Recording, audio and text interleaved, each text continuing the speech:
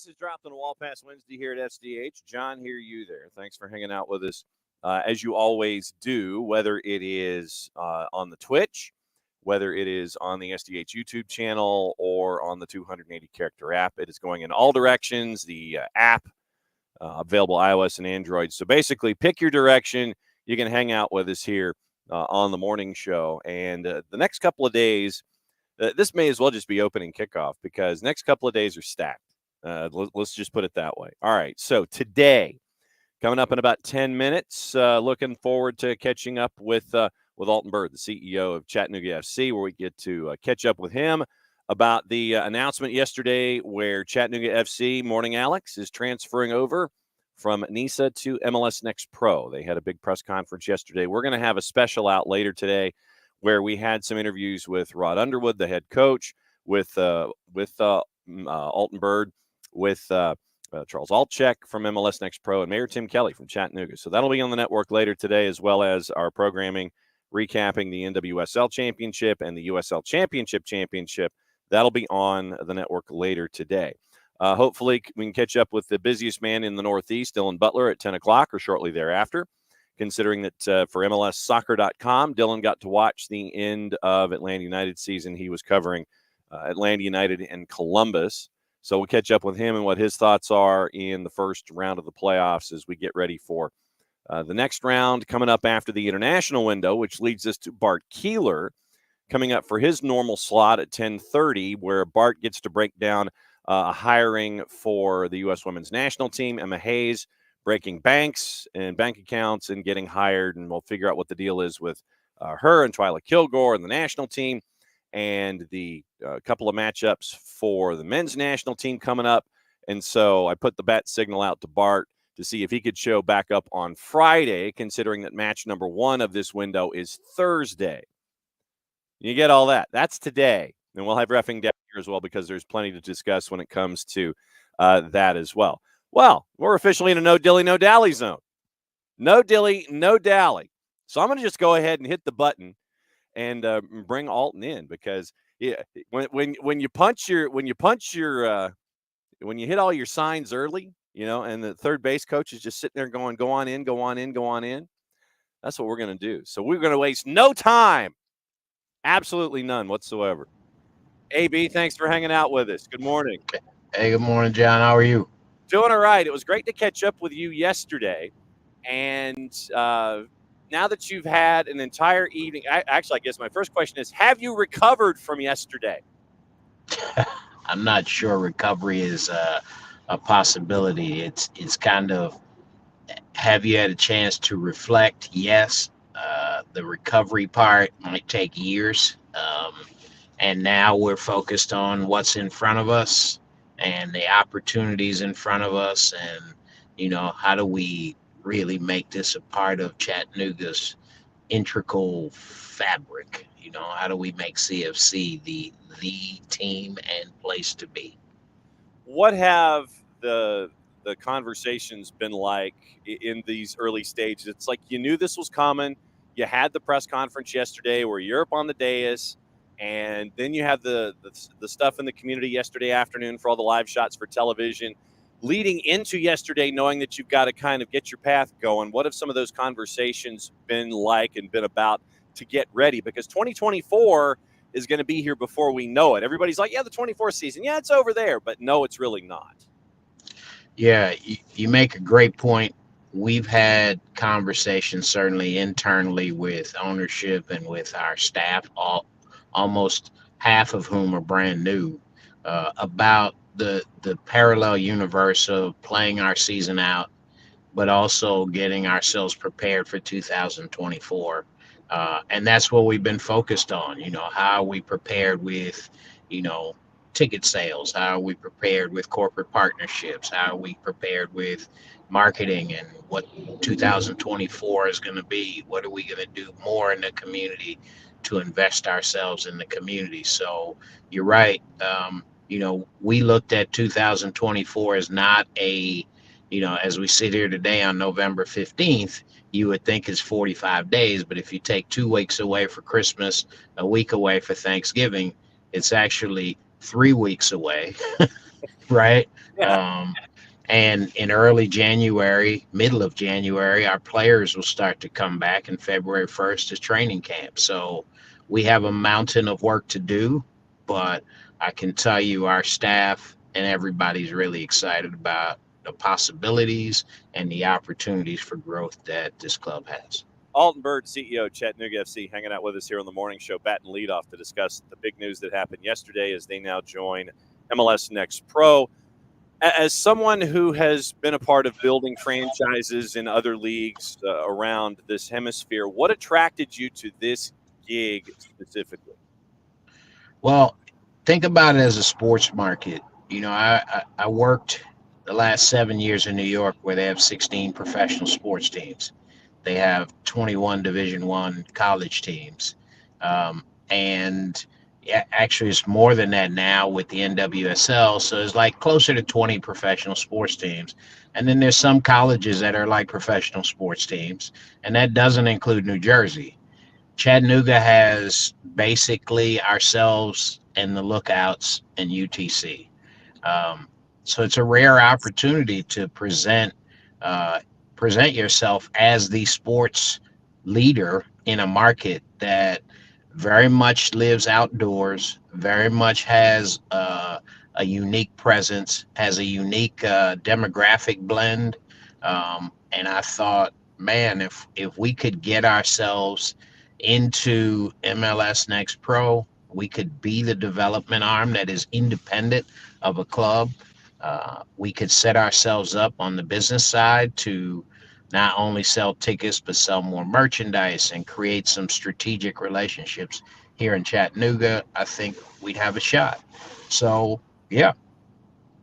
When it comes to you as a personality, because everyone in the business world has a personality, have you considered yourself to be a builder when it comes to these kinds of opportunities, or was this just a unique challenge off the board? Have you always been a builder, or was this unique? I think it's a little of both. When I lived in Europe, I was a builder because basketball wasn't very popular in the United Kingdom when I lived there. And then it became hugely popular. And now it's number two behind soccer in youth sports in the United Kingdom. I can't say that I did all of that, but I think there was an era where there were just a host of really good basketball players, some of who went on to play in the NBA, some of who've gone on to play in Europe and become legends. So in that market, I think I was a builder and I was a subconscious builder. In New York, I started a franchise from scratch. So I was employee number one in the G League's franchise, and we had some huge successes, quite frankly, on Long Island for Brooklyn, and that worked out fairly well. I think this one wasn't as much of a builder as how can I build on the really solid foundation that the founders and the board members have created. How do I create and help become, if our aspirations are to be professional, how do I help us get to be more professional? And I think we have a really good front office team.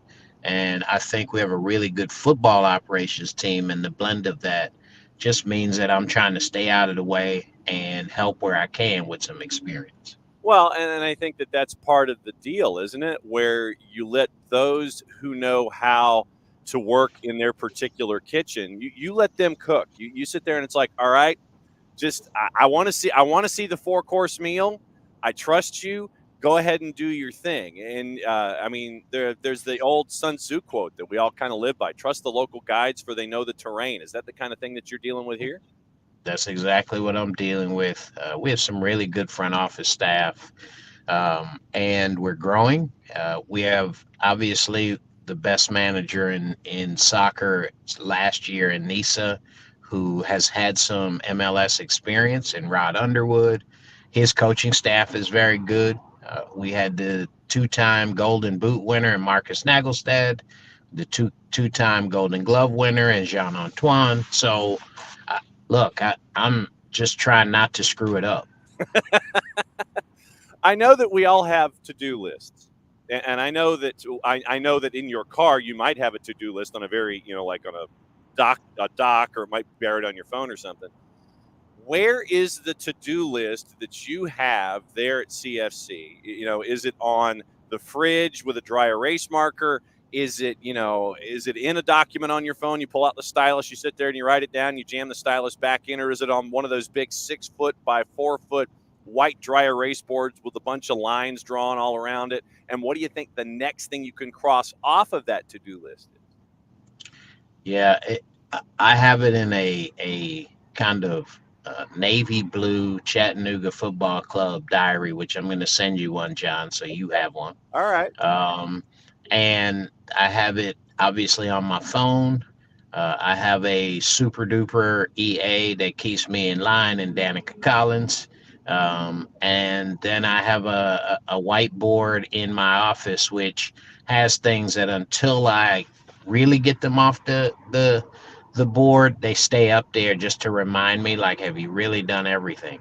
So I have them all there. The next thing off the board now that yesterday has happened is now really looking at 2024, preparing for schedule, and working through the schedule with our partners at Finley. Um, Really kind of looking at, okay, where are our season ticket holders, where are our new season ticket holders, and what's the story and what's the impetus behind the story for 2024 that will help us get more engaged in the community. And we've created some pillars, John, around education, health and wellness, and community development, and our new community relations manager, Michaela Seitz, is really on top of that. So the things that are next, prepare for 2024 schedule, and really start building more relationships with our fans in the market through our community engagement. Another couple of minutes here with Altenberg, the CEO of Chattanooga FC, here on Soccer's Morning Show. I know that Finley is having a $1.8 million renovation. You're going to get new luxury stuff. It's going to be new LED field lights, elevator modernization, according to our friends at the Times Free Press. The current elevators are 25 years old. You're getting video and skybox upgrades. This is going to be a fun new toy that you're going to be dropping into come next season. It is, and I will tell you, the folks at Finley have been really good to us and really good for us. I think we're gonna have one of the better stadiums in MLS Next Pro. I think our fans will see enhancements that will work better for their fan experience. And so, yeah, I'm pretty excited. We get a chance to spend a lot of time with the folks at Finley because we train there, and they're just good people. So they've got a lot of fun things that will really help our fan experience in 2024.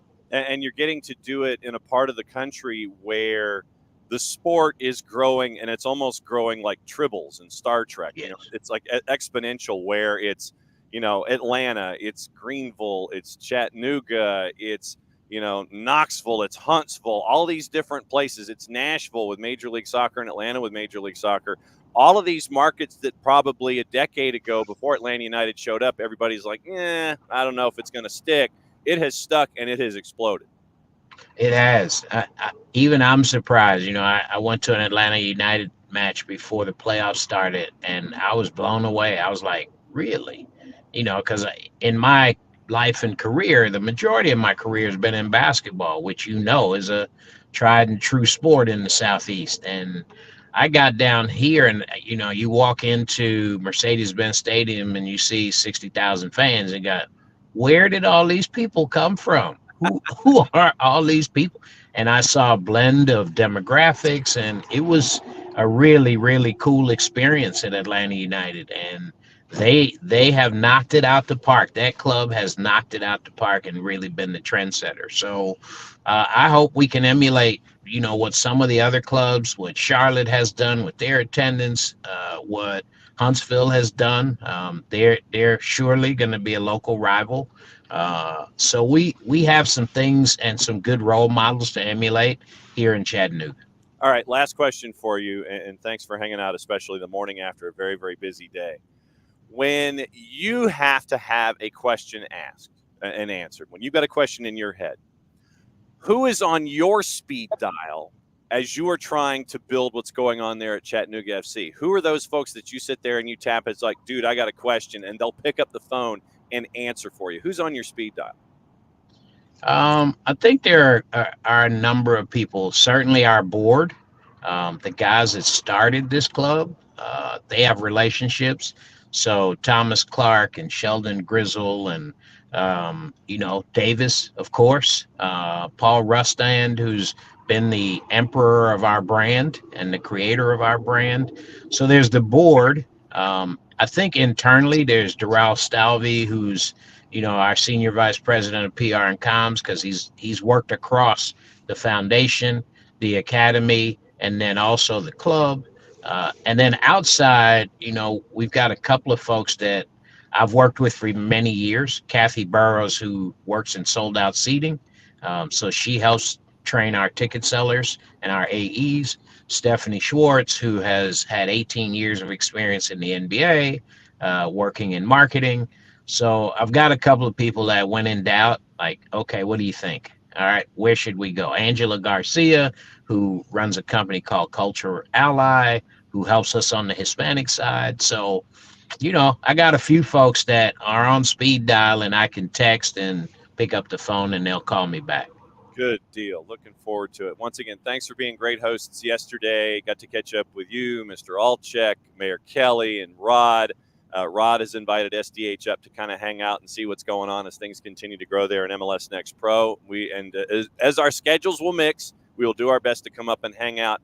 Alton, thanks for coming on the morning show. I know everything has just gone exponentially busy for you. Thanks for hanging out. Thanks for yesterday. Good luck. We'll be keeping an eye on things for Chattanooga FC. Thank you, John. Appreciate it, and good to be with you. All right. Alton Bird, he is the Chief Executive Officer of Chattanooga FC, and he had a busy day yesterday. A lot of folks had a busy day in Chattanooga yesterday. It was great to catch up with them as they rolled out the carpet for us and made their statement yesterday coming into MLS Next Pro. So I guess that's your opening kickoff. Well, I guess it's your opening guest. Brought to us by our friends at Kickoff Coffee and kickoffcoffeeco.com. Alex, true, great stadium, fun surrounding area. And I, having covered sports for, 95 years, I remember when it was basically just Finley, and that was the new thing, and so they've done the independent breweries and the renovations and turned it into apartments and condos and all of these different things, eateries and the microbreweries, independent breweries, things like that. They've turned it into a really cool area. So if you've never been up to Finley in that area, then I would suggest you go. KFC enjoyed 2 visits to CFC Finley this year. Always a fun time. Yeah. And the opportunity to see a next stage for Chattanooga FC as they move over to MLS Next Pro. So really looking forward to that. Charles Alchek, we caught up with him yesterday. And like I said, we caught up with Rod Underwood, caught up with AB, and we caught up with Mayor Tim Kelly. So that'll be on later today. So I guess technically Mr. Bird came on as almost like a coda or a preview for what it's going to be going on later today on the network. Your review of a very big day in soccer for MLS Next Pro, for Chattanooga FC, for Chattanooga, that whole area. So once again, thanks to Alton Bird for hanging out with us. Thanks to Hayes Creech and everybody there at Chattanooga FC for being with us yesterday and letting us kind of have the run of the joint and catch up with as many folks as possible. So, and Hutch, yeah, Chattanooga is a nice city. And to see where the city on the whole has grown with the Red Wolves in USL League One and with Chattanooga FC, it's really turned. And I mean, with what we see with Dalton and high school, if you work your way back here on this side of the state line with the successes on the high school level and lower divisions, and Dalton State College. I mean, it is all over the place, right up there in that pocket. And we've known here in the Southeast that, soccer really can take a foothold and just explode, and you're seeing it in a bunch of different places in a bunch of different ways. So once again, thanks to Alton Bird for hanging out with us, dropping in early, because yesterday, let me see if I can remember this. It was press conference at 2.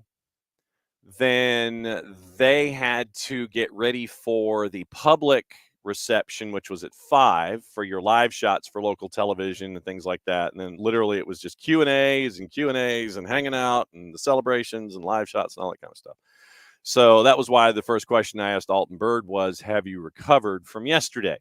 And I think everybody just is still on caffeine and momentum after what happened yesterday in Chattanooga. So like I said, that show will be out later this afternoon. All right. The rest of the traffic for the rest of the traffic for the week. And we'll give you a bit of a preview. Tomorrow at 9:15, Madison Cruz will be hopping in to do our college coverage because the college tournaments kick off this week and this weekend for round of 64s and 32. So Maddie will be in to discuss what's going on. So we'll have a Soccer's in session at 9:15. And Kaylor Hodges and our friends at the USL show will be dropping by at 10. And they will discuss the USL championship and how crazy it was. And it was crazy, after believe it or not, after the Atlanta United match, the timing was perfect where you got to see the end of the championship. You got to see the extra 30 minutes in the PKs. So it was a full night that night. And then Nico Moreno joining us at 10:30, as he always does, to get his perspectives on everything going on in the opening round of the playoffs, Seattle advancing. And it is a 2-3 with Seattle hosting LAFC. So that will be interesting in the one-off next round. Friday's going to be really busy. Super, really busy. And I mean that in the best way possible. Because we might even have to come on a little early on Friday morning. Might have to come on a little early. Because we are catching up with Christina Uncle tomorrow afternoon at 4. That's for me to write down on my piece of paper. We're catching up with Christina Uncle tomorrow afternoon about her involvement in the new Tampa Bay franchise in the USL Super League.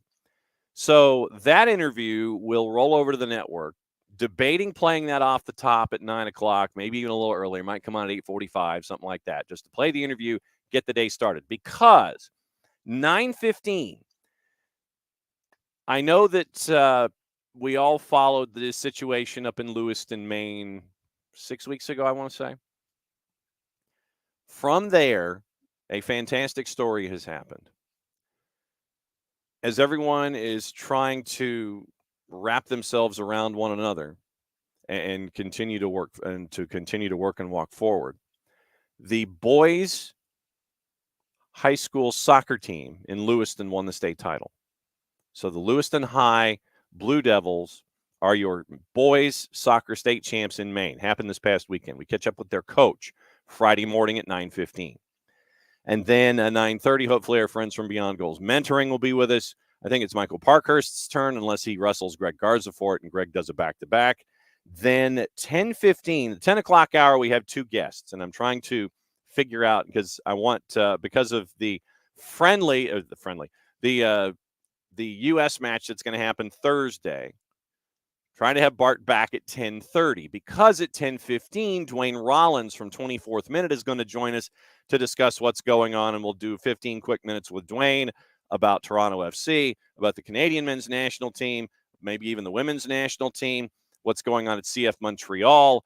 Dwayne had a column come out where he maintained that one of the most high-profile and successful coach in the Canadian Premier League should be the new head coach at CF Montreal. So we'll get into all that. So we'll discuss stuff north of the border with Dwayne Rollins, 10:15 on Friday morning, 10:30 and beyond to wrap up the weekend. I think Maddie Cruz is going to crash then too. So it might be a three-way dance with Bart coming in, Maddie coming in. We may just turn it into a party line like we probably should at Fridays at 10:30. But if Bart can make it, 10:30 Friday morning to discuss what happened Thursday night and everything going forward that we didn't pick up with reffing down here and national team stuff and all of that. So if we can get Bart on twice, we'll get Bart on twice. Maddie will hop on twice, and it's a full week. I said it's a full week. I have it written down here. It's a full week. Trust me. There's a lot of stuff going on. So once again, thanks to everybody who is dialing in and dialing up. And it's going to be a very, very busy and a very, very fun week here to wrap things up here in week number 1 of the international window. And we will we're just going to sit there and put our seatbelts on and see if we can go from one place to the other and really make things happen. So very, very cool. So once again, thanks to CFC, and CFC is thanking us on the 200 Indie Character app, wasting no time.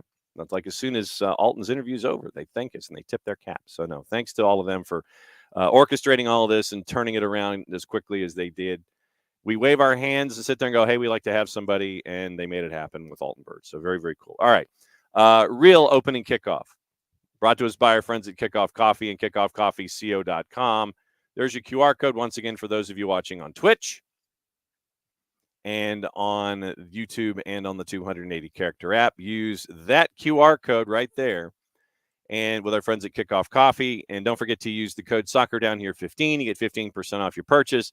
They, in turn, take 10% reinvested into the youth initiatives and youth activities that they've targeted. Very, very cool stuff from our friends at Kickoff Coffee and kickoffcoffeeco.com.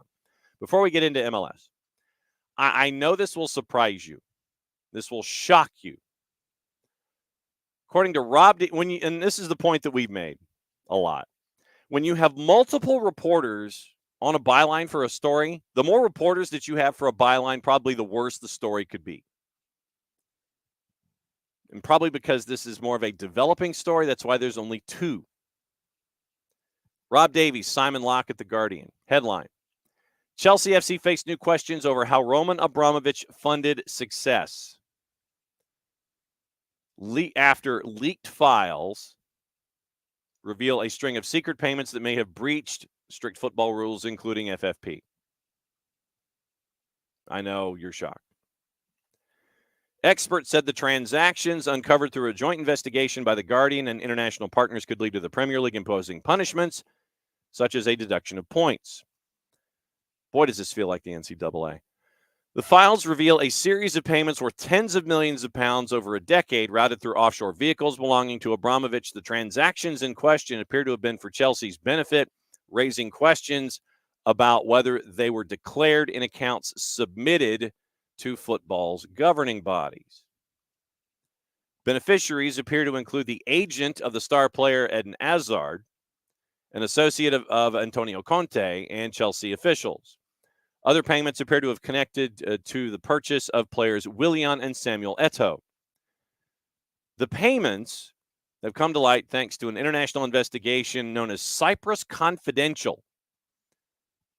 A cache of 3.6 million offshore records leaked to the International Consortium of Investigative Journalists and Germany's Paper Trail Media, which shared with The Guardian and the Bureau of Investigative Journalism and other media.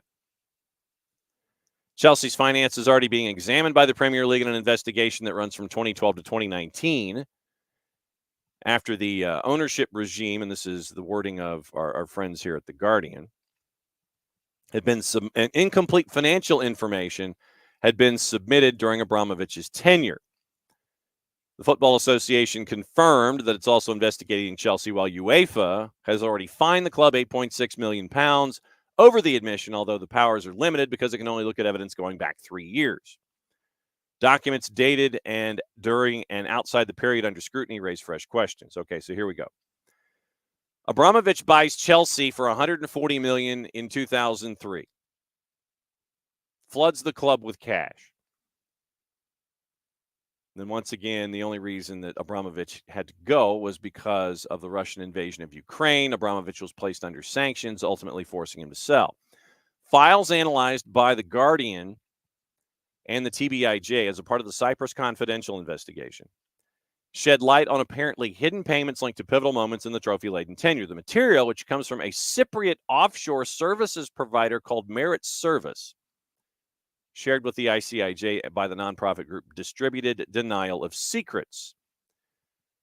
In July of 2017, Abramovich owns a company called Conabear Holdings, based in the British Virgin Islands. Signs an agreement with Federico Pastorello, an Italian agent, described in multiple reports as being close to Antonio Conte, spoken about the manager's contract negotiations to the media. Conabear agreed to pay Pastorello £10 million for a 75% stake in Excellence Investment Fund, a business based in the U.S. state of Delaware. And we all know when it comes to Delaware, that is one of the places in the United States that you want to incorporate, because they want the state of Delaware wants the revenue for incorporation, and their tax laws and their laws of administration are, they are, they really don't. How do I phrase this? They're fairly fluid. They're not the most strict. Let's phrase it that way. When it comes to Delaware Corps, a lot of folks put stuff in Delaware Corps because Delaware wants the revenue of folks becoming Delaware Corps, and then that you can kind of just run your company. The same day, Chelsea announces that Conte had signed a new £9.6 million a year contract. Pastorello declined to comment on whether the two deals were linked, said Antonio Conte is not our client. So once again, company tied to Roman Abramovich pays agent $10 million, £10 million for a 75% stake in a business based in Delaware. Chelsea that same day announces Conte signs a deal. Now, Hazard had scored 16 goals in that title-winning season. Joined Chelsea in 2012 for €35 million. Fraught negotiations, this is the Guardian's wording, fraught negotiations with the player's agent, Jean-Biko Penac, who reportedly wanted a sizable commission worth about £6 million. March 29, 2013, documents suggest British Virgin Island-based Leaston Holdings, or Leston, owned by Abramovich, agrees to pay €7 million to a Dubai-based company called Gulf Value FZE for advisory services related to sport research and consultancy. The contract was signed on the company's behalf by Biko Penac. Unclear whether the payment was declared to footballing authorities, including the FA, and Biko Penac did not return requests for comment. On another occasion, Leston paid £1 million to Association des Jeunes Espoirs de Bobo, the former club of Bertrand Traoré, via a contract signed by Traoré's brother David. The contract is dated 2 months after the fullback signed for Chelsea. Files also reveal at least $7 million in payments made between 2005 and 2017 to companies linked to Zoran and Vladika Lemic. Vladika Lemic, a key advisor to Abramovich, was reportedly a pivotal figure in the arrival of stars like Arjen Robben, Ivanovic, Matic, and Carlo Ancelotti. Separate documents show a £250,000 payment to the former Chelsea sporting director Frank Arneson. Arneson told The Guardian he'd usually have expected the payment, a discretionary bonus, to have come from Chelsea rather than another company, but was unaware of any rule breaches and declared it for tax purposes. 4 leading sports lawyers tell The Guardian some of the payments may have broken rules, including FFP. Samuel Cuthbert, barrister. If a club were to hide outgoings by paying those sums through other entities, it's conceivable they could be in reach of FFP. 3 other lawyers gave the same opinion. And when you quote Kieran Maguire in an article, you know you're barking up that tree. Files also suggest Abramovich secretly bankrolled efforts to overturn the FFP rules through the courts, although unsuccessfully. Abramovich's Leston Holdings in February of 2014 agreed to pay a £100,000 fee to a lawyer who is challenging the legality of the FFP before the European Commission. Company owned by Abramovich also made payments that appear to have benefited the owner of a club that sold 2 players to Chelsea shortly after. The fortunes of Anji Makachchala, a now defunct outfit in Dagestan. Suleiman Karimov buys the club in 2011, bankrolls transfers. 2013, Karimov stopped his free spending, slashed Anji's budget, forced a fire sale. That summer, Eto'o and Willian sign in a 2-day period. 2 months earlier, the Abramovich-owned Leston Holdings agreed to pay 2 companies connected to Karimov for services in relating to football, including scouting and other football-related advice. 2 companies, both based in the British Virgin Islands, each to be paid €12 million. Chelsea spokesperson basically says that these allegations predate the club's current ownership, and we can't comment. So And there's additional reporting from 2 other individuals. So this is a 4-reporter story from our friends at The Guardian. And I know this ending will shock you. Representatives of Roman Abramovich did not return requests for comment. Lawyers for Suleiman Karimov did not return requests for comment. Requests for comment from Bertrand and David Traore sent via Aston Villa were unanswered. Request for comment to Top Sports Consulting, whose director is Zoran Lemic, went unanswered. So 4 reporters on a story. 4. 1, 2, 3, 4. About Chelsea. So Chelsea continues. Really cool stuff in Bogota. Luis Diaz's father's been released, and they finally got to see each other. Kidnapped and held hostage for 13 days by Colombian guerrillas. 8 o'clock Tuesday morning, Luis Diaz arrives, jumps in a van to go see his father for the first time since he was taken hostage by armed men. So father and son, the photographs are out there. Very, very cool that Luis Diaz Jr. and Sr. got the chance to see each other. So very, very cool. The photos are out there. Also on the board, we mentioned what's going on in the Premier League, since I guess we're in the Premier League section of the show. Richard Arnold leaving his role as Manchester United chief executive. He's been with the club since 2007, commercial director before group managing director in 2013. Departure of Ed Woodward saw him take up the role of chief exec in February of 22. So folks are leaving as it gets closer and closer for Sir Jim Ratcliffe to become the man in charge. Kefsey, no doubt. Need to get them all free. Manchester City has posted record revenue. £712.8 million. Income increases by almost £100 million when they win a treble. Profit almost doubles from 41.7 to 80.4 million pounds. Will Unwin. Manchester City announces the record-breaking revenue for winning the treble. The club confirmed income of 712.8, beating the Premier League record of 648.4 reported by Manchester United last month. Get out your black helicopters. Oh, get out your black helicopters. Manchester United reported 648.4. How do we make it bigger? How do we make it bigger?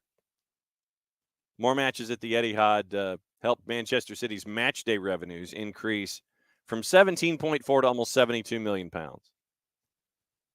City's figures up from 613 million, so it's up 100 million pounds.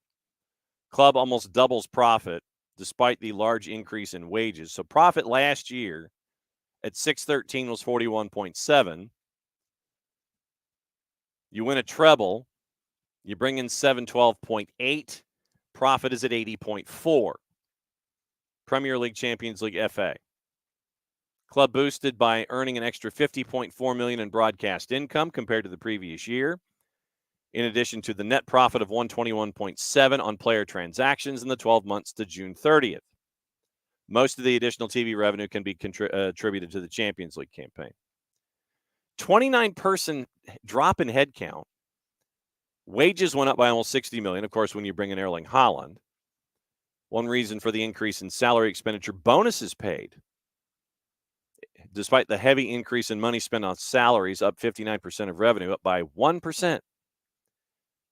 We mentioned the game day revenue, 31 matches from 17 to 71. Sales of Gabriel Jesus and Zinchenko and Raheem Sterling brought in about $125 million, helping take the club's profit on transfers to $330 million over the past 5 seasons. You get a quote from the release from the chief exec, Ferran Soriano. You get a quote in the release from the chairman, Khaldoon Al-Mubarak. Khaldoon Al-Mubarak. Man, all these names getting at me this morning. And then, of course, the end of the Guardian article mentions, by the way, City faced more than 100 Premier League charges over alleged breach of financial rules. City said they have a comprehensive body of irrefutable evidence to support their position. Kick the can down the road, bring in the lawyers, and continue to kick the can down the road. That's what you're staring at. Part of reffing down here that Bart might need to put in his hip pocket. Howard Webb has dismissed Mikel Arteta's complaints over Newcastle winning against Arsenal this month and insisted VAR got all 3 reviews in Anthony Gordon's goal correct. Webb addressed the controversy in the latest edition of Match Officials Mic'd Up. And we remember that Mikel Arteta was less than pleased that Gordon's winner was allowed to stand following a triple VAR check. Possible offside, possible foul, whether the ball had gone out of play in the buildup. Then Mikel Arteta went off, and then he went off some more. No punishments I've seen. No envelopes from DHL to the training headquarters addressed to Mikel Arteta, head football coach, Arsenal, football club. None of that has been made public. Webb claimed that the VAR, Andy Madley and his team, plus Stuart Atwell, the on-field ref, were correct to award the goal that inflicted Arsenal their first loss of the year. Once again, I guess this is stuff we can bring back up with Bart at 10:30. Audio of the review into whether the ball had gone out of play before Gordon converted reveals Madley saying, "For me, I've got no conclusive evidence that the ball is out." Therefore, if you take Madley's statement at face value, if you ain't got nothing to go clear and obvious error, you have to go with the call on the field. And you don't have an angle, you can't sit there and say, I can't tell. Unless there's something there on the end line, then you can't come across and sit there and go, whoop. And so here's what Howard Webb says. Wow, it's 2 paragraphs. We know the ball is curved, so it can be overhanging the line, and we need evidence that it's out. We don't have it there. Ball then comes over. Joelinton challenges Gabriel. Could be a foul, might be a foul. VAR decides evidence from the footage isn't clear enough to warrant and intervene with a recommendation for review for a clear error. Then one of those unusual situations where the ball goes between 2 players trying to identify exactly when the ball leaves Joelinton is really difficult to establish because of the players being so close together. So again, no conclusive evidence. Gordon was offside when the ball last touched to him. VAR went through that diligently and identified no clear evidence to intervene to overturn the goal. The process actually was correct. Referees chief did confirm match officials erred at St. James by not showing reds to Kai Havertz for a foul on Sean Longstaff and Bruno Guimaraes for an elbow on Jorginho. That elbow was red. Guimaraes was on a drive-by, literally raises his elbow, plows right through Jorginho, and that should have been a red.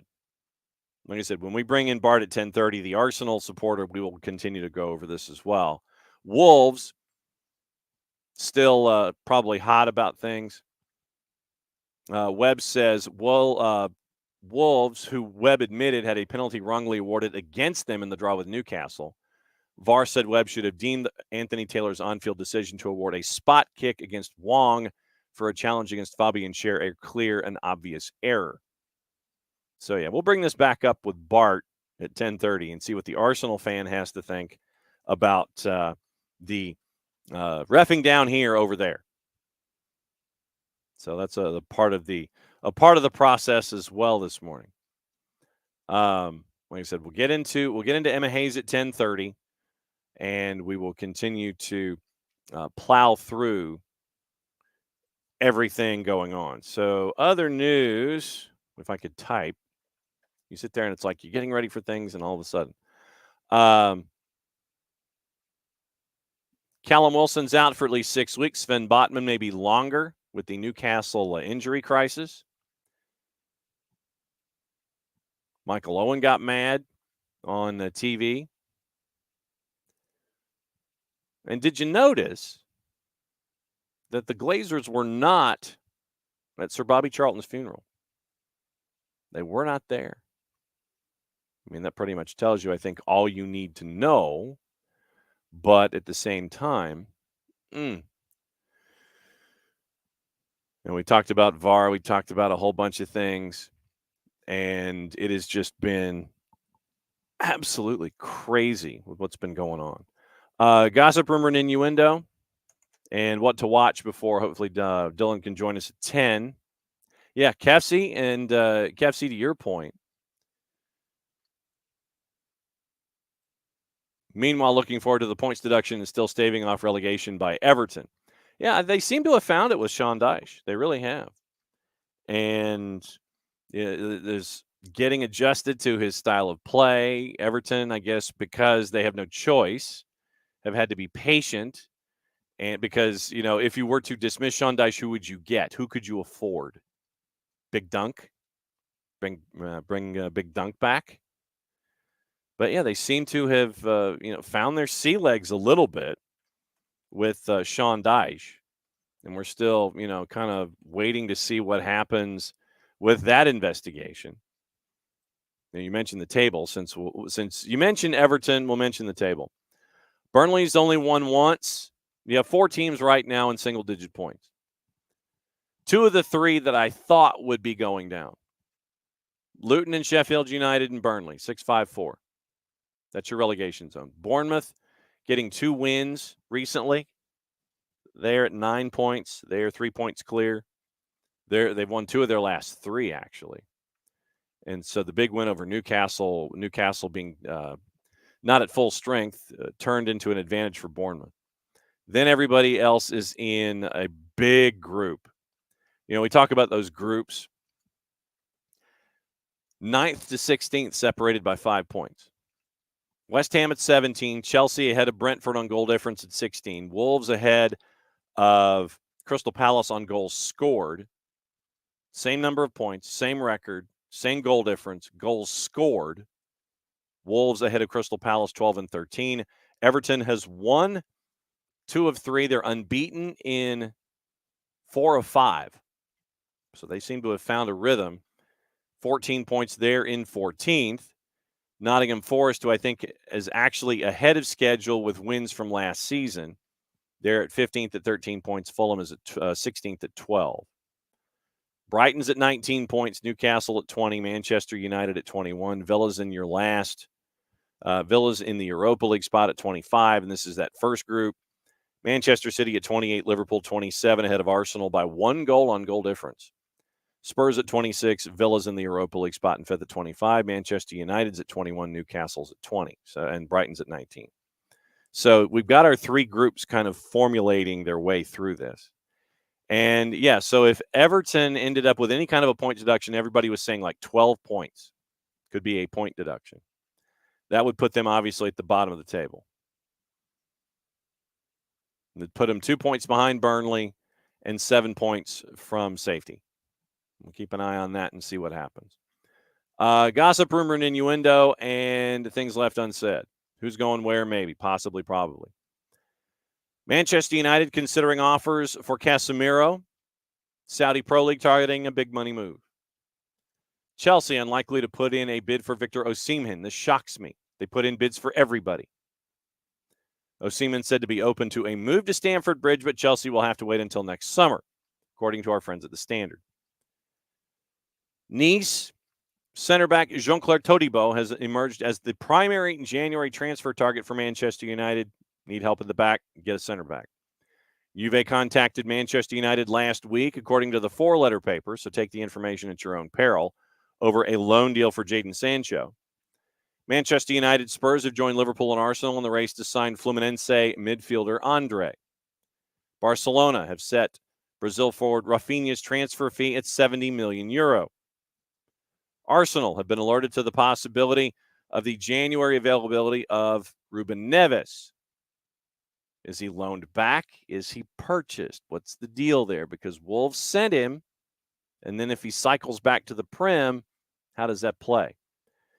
Gunners will also move for Douglas Luiz in January from Aston Villa. Fulham's Joao Palhinha said the failed deadline day move to Bayern Munich, quote, really affected me, end quote. 4-letter paper. Take the information at your own peril. Newcastle looking to bring in a striker in January and could target Stuttgart's Serhou Girassi. Jorginho said he'd like to return home and play for an Italian club before the end of his career. Leeds will soon begin contract talks with 17-year-old English midfielder Archie Gray amid interest from Liverpool. Charlton and Leyton Orient, lower division clubs in England, interested in signing teenage forward Jamie Donnelly on loan from Spurs. Bayern Munich and Harry Kane have a clause in that contract that if he scores more than 40 goals in all comps in a single season, he'll get €250,000. That's from our friends at Sport Build. Barcelona want to make the Joao Felix loan from Atletico Madrid permanent. We talked about this briefly yesterday. Sweden midfielder Emil Forsberg has verbally agreed to join Red Bulls, New York, New Jersey, from RB Leipzig in January. That's from our friend Fabrizio Romano. Still some things that have to be figured out in the transfer for Emil Forsberg, but looks like at some point that Emil Forsberg will be heading to Red Bulls. U.S. billionaire Leon Cooperman has invested in Manchester United, purchasing shares valued at around £13.5 million. That is from the three-letter paper. So once again, take that information at your own peril. And from the Times, football lawmakers are considering introducing a 10-minute sin bin for dissent.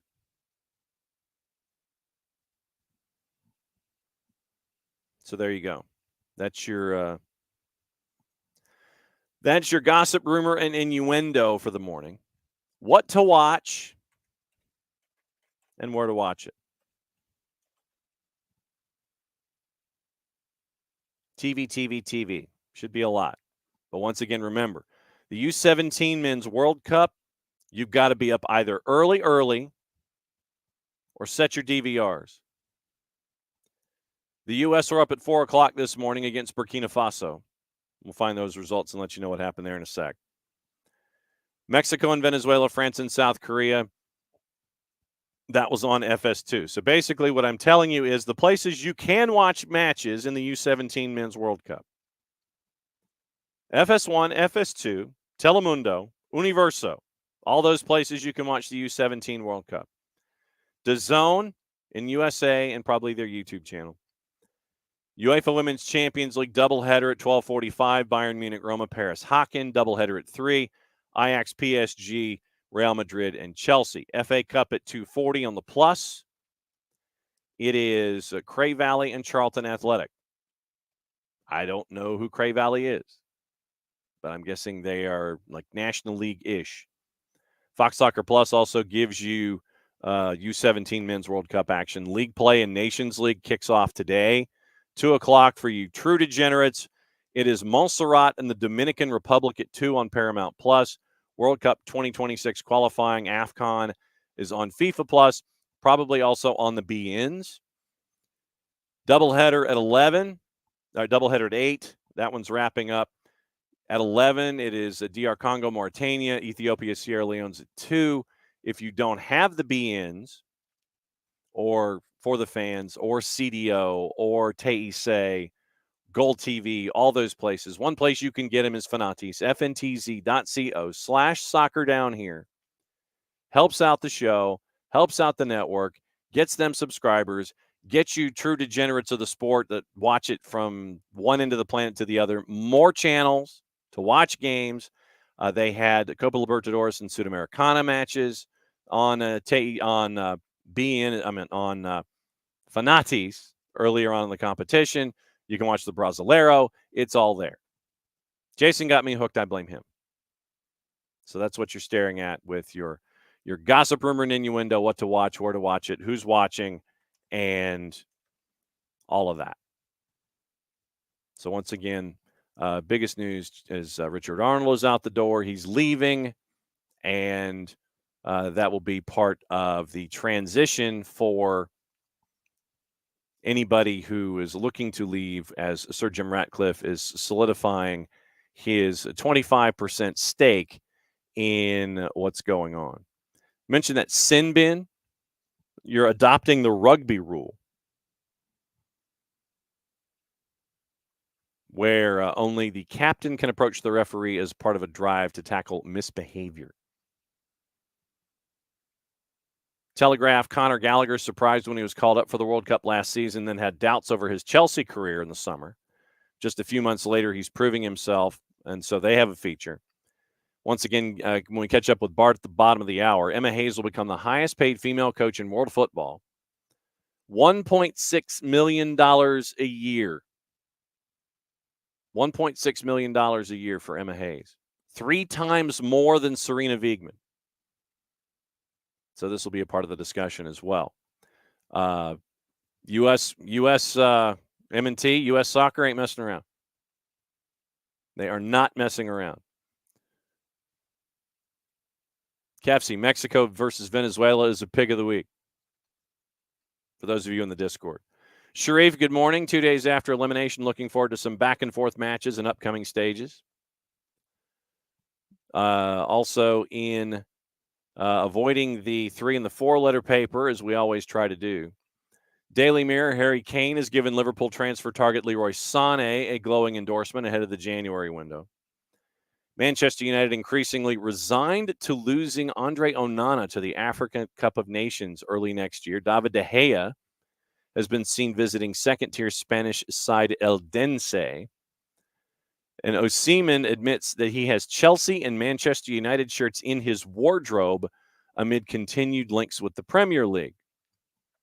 Daily Express, Thomas Partey's injury is reportedly worse than feared in a major blow to Mikel Arteta. Sir Jim Ratcliffe is reportedly set to demand Eric Ten Hag offer an olive branch to Jadon Sancho.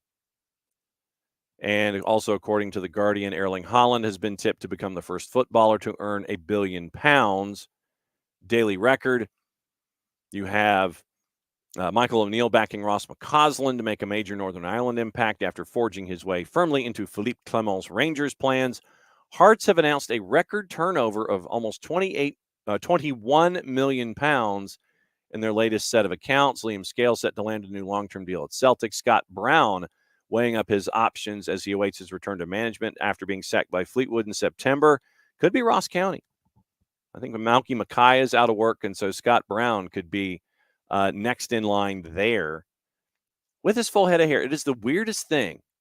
It is the weirdest thing to see him with a full head of hair. And knowing that the bald Scott Brown was a work. According to the 4-letter paper,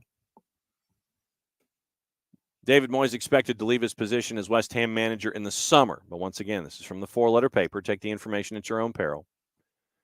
Contract with the Hammers until the end of the season. Currently, no new offer for him to extend his stay at the London Stadium. Moyes was set to be replaced in his role during the summer, but survived after winning Europa Conference League to seal the club's first trophy since 1965. Mixed results. Supporters are frustrated again. Managerial changes are being hands frantically being waved in the air. 9 points off the top 4. So it looks like perhaps David Moyes is out the door at the end of this season.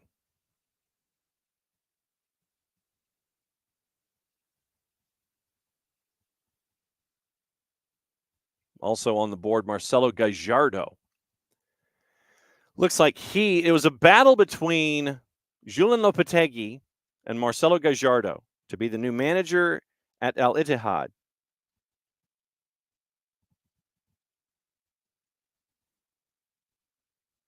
So it looks like Gallardo is going to sign to be as the new manager of Al Ittihad.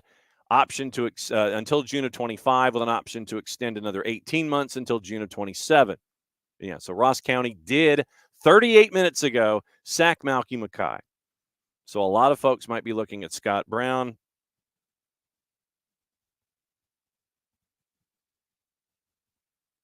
And so is Scott Brown coming back into the managerial ranks at Ross County?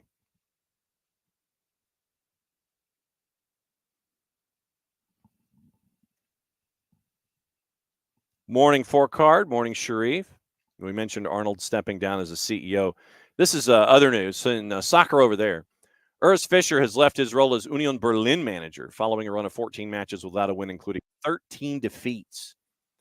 Fischer had been in charge of Union since July of 2018, guided the club to the Bundesliga in the first season, but they're at the bottom of the table and have not won at all, so he is out the door. 10 o'clock, shortly thereafter, as he has raced back from getting folks to their appointed places on a Thursday. It's our friend Dylan Butler. How are you? Good morning, sir. Good morning. How was the race this morning? Was it just like you get there to the curb, the door opens, and the sprint is ongoing? It's just like gone? Kind of. It was the second day in a row of daddy drop off, and showed remarkable patience in the time it was taking for us to get ready. And then we got there, and usually we get there, we have like 5 minutes to spare. So she's hanging out, she's running around the front of the school. But the last 2 days, it was like the doors were open and she has to go in.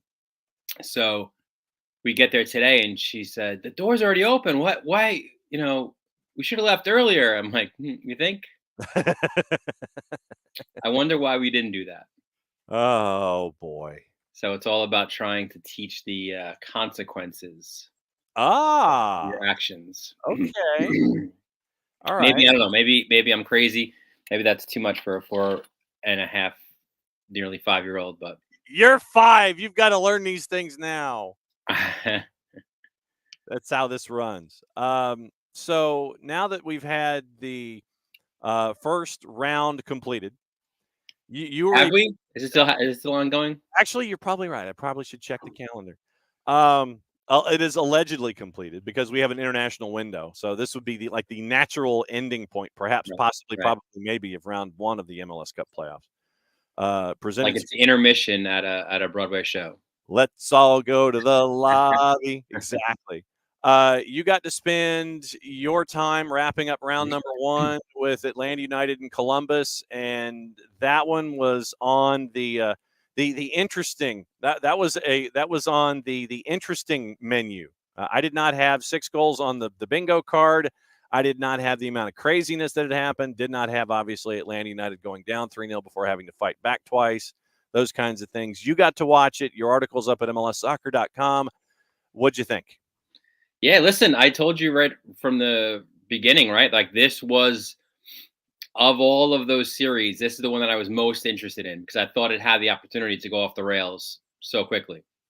And it did, right? Like, I thought it had everything. When you stretch it across 3 matches, right? Like, a lot of goals, incredible goals. Not so much defending, but that's fine too. Crazy lopsided score lines too, right? Like, there was no 1-0s.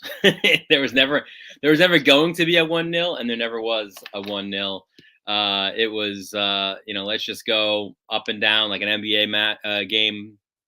And it was listen, I'm a neutral, right? So I don't have a rooting interest in it. So I didn't live and die with every goal or every tackle or everything like that. But so for the neutral, entertaining is the word. Like like there's factions who will not be named, who I work with, who are like, I don't want any series to go 3 games. Like, that just means it's an extra match night to work. Mm-hmm. And I said, I want this one to go 3 because I think,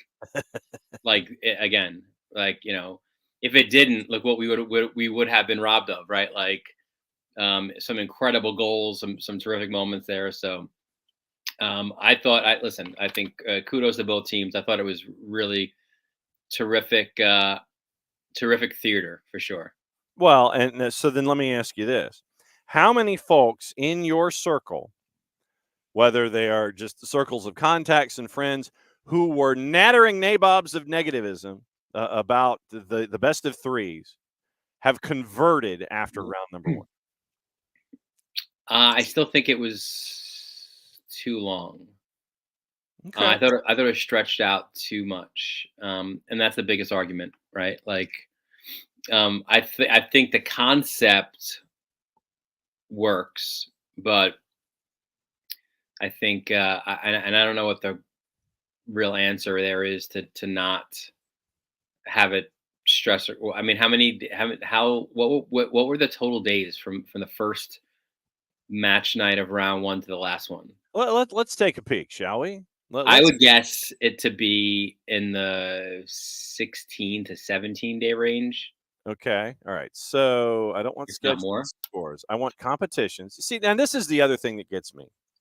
Every single time that I have to try and find the bracket for the tournament, I literally have to. It's not like on the front page. It's not on the front banner. It's not on the front stoop of MLSsoccer.com. I literally have to go to competitions, which is not a highlighted carrot. I have to go to the triple dots, go to competitions, and then go to MLS, and then click MLS Cup playoffs. That is a 4-step process when it should be like right on the front stoop. You know, I just work there, right? I know. Yeah. No. Like I said, I know, and so I am waiting for. All right. So and then I have to click bracket. It's like latest and bracket. All right. So 10/25 was the date of the Western Conference and the Eastern Conference 8-9s. So 10/25. 30 days has September, April, June, and November. All the rest have 31. So 6 in October, and then ending when? So the 4, Sunday. 5. So Sunday would have been 12.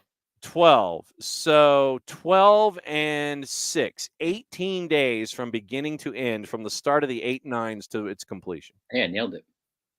I guess.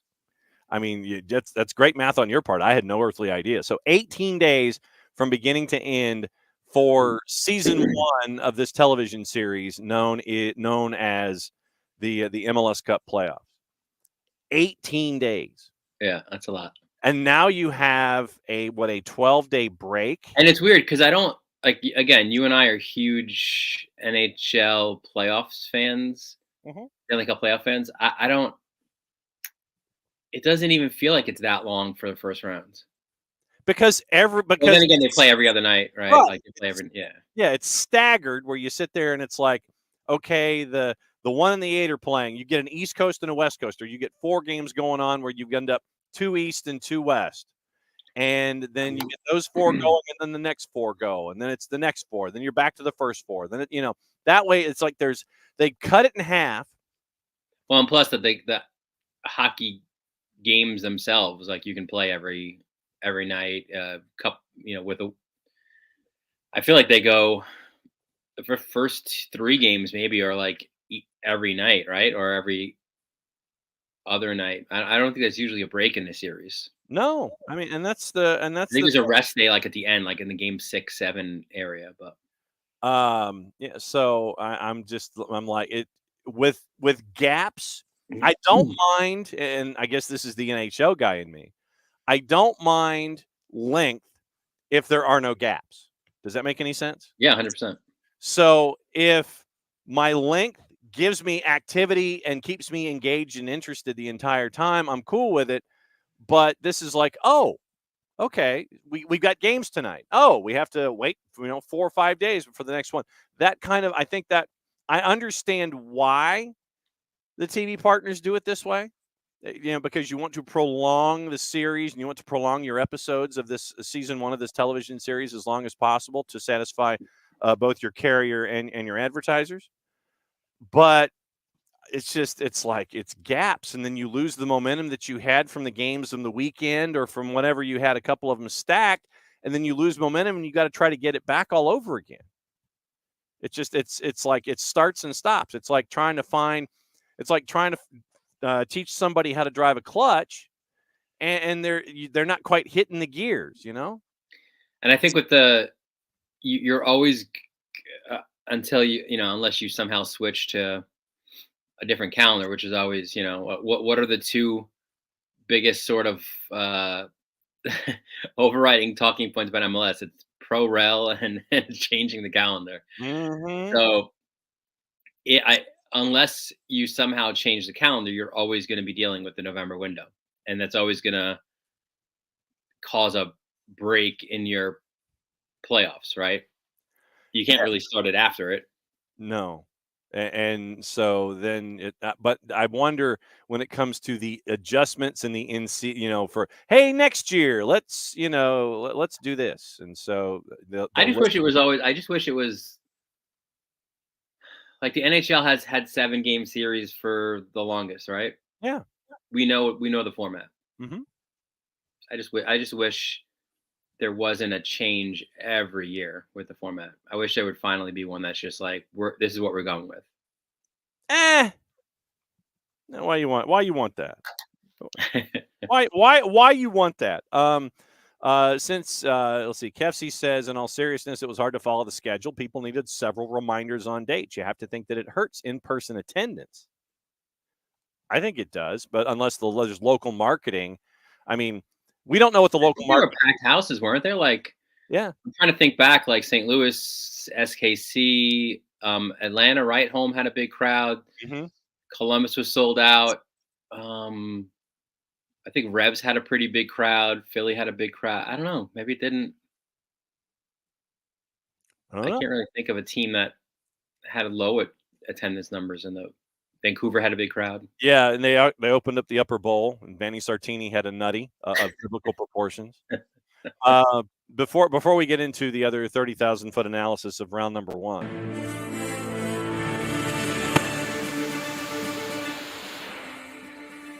Is that breaking news? Yes. Alan Pulido Yes. is your comeback player of the year in Major League Soccer.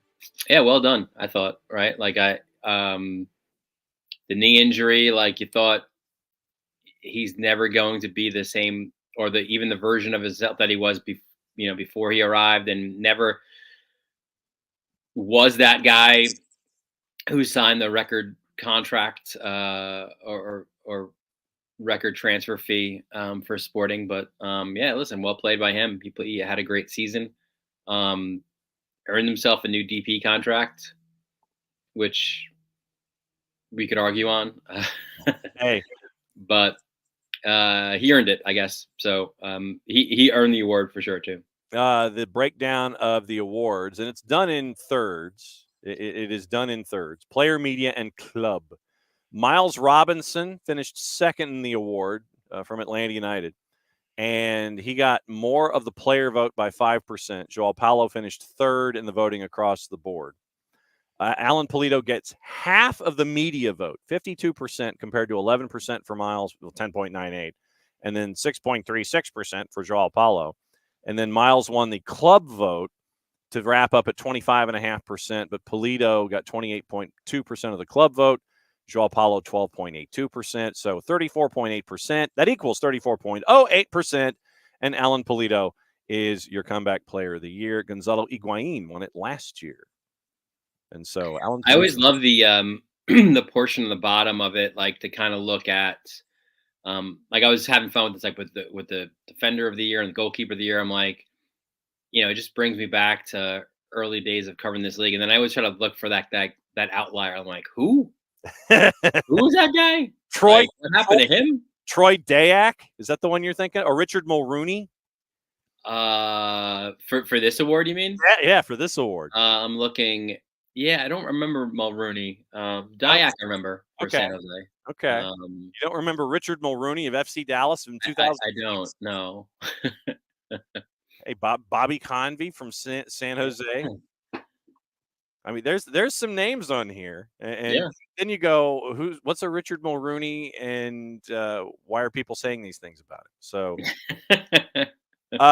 30,000-foot view of round 1 outside of going to 3 games. I know that we did not have we did not have Zombie Sporting as a part of the discussion, making it into the next round. Should have, though, right? Like, I think if we and by we, I include me in it, but I think if we had looked at form going in and having already played really vitally important games, I think and listen, when you were right, meaning you deserve the credit, right? Like there was a big question about St. Louis in the postseason, right? Like they had no proof of postseason concept, right? Never had played it. And the way that they play, the energy drink soccer, has proven not to be very good in the postseason, right? Like Yep. successful, I mean. So you were right to have concerns or what worries or wonder about how they would do. And um, so, yeah, I mean, I feel like if you took a deeper dive before just saying, "Oh yeah, St. Louis will win," they're the 1 seed, whatever. Yeah, I think you could see that being the possibility, right? With SKC winning that one, but everything else was chalk, right? Mm-hmm. I mean, you ended up the East was chalk, 1, 4, 2, and 3. Then you end up with a 2 and a 3, and Benny Ball making its way through the opening round. So you got 4, 8, 2, and 3. So the Zombie Sporting is your wildest of wild cards. Rich Ransom, our resident Philadelphia Union supporter, Uh oh, down wants goes curtain. well, but he says he wants to know why they let Lacine go, and are they going to start spending big money on the team? I don't know the So, first, and the answer might be no, but they're bringing in Emil Forsberg allegedly. yeah, and I think that they'll probably need to, unless you can massage that somehow. I think that's a DP deal, which they do have an opening for. So I think they will spend money there. And yeah, I mean, who the coach will be is who knows. But he wasn't. That would have been like that wasn't one of those like fired or parted ways with kind of deals. Like his contract was through the end of the season, and he just wasn't the guy for them. I guess, right? So are they going big name there? I don't know. I say just have, like you're losing the market, so just go all out, right? Have Thierry Henry be your head coach. Bring him back. He probably still has his or whatever, is it a triplex? I don't know what past the duplex. Triplex. Let's go with I that. think Taylor Swift has a triplex. I think Henri had a duplex in Greenwich Village in Oh, wow. Manhattan. So, Okay. yeah. Oh, wow. He did when he was a player, for sure. These are things you don't really get rid of, right? No. You hang on to them as investments, and then the opportunity could be when you return. Absolutely. Rich is like, yeah, he turned the team around. Lacine should have been given 24. I don't know. Again, the way that happened, I feel like they had a name already in place or a plan already in place. So we haven't had the chance to talk the stupidity / craziness / welcome to a day that ends in Y in Montreal, have we? With the jettisoning of Hernan Losada, have we? I didn't see that.